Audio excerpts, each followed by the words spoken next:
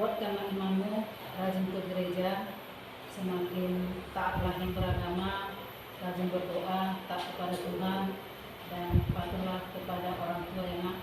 Nah di sini ada leke yang kami berikan kepada anak.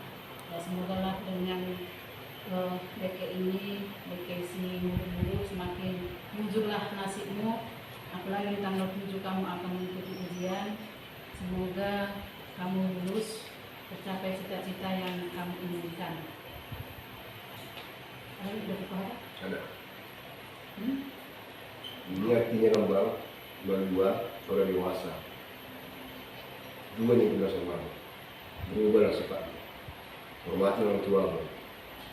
Sudah bisa dikurangi di kamar-kamar satu harian. Perlunya keluar sekali. Tengok yang di luar sana apa terjadi. Tidak ada di kamar terus. Tidak bisa bawa dia. Siap-siap lah anak ya. Sehat, panjang umur dan aktif. Salam masuk. Jadi dibilang di situ, jangan takut. Berarti kau nampak penakut. Ini dia bisa makin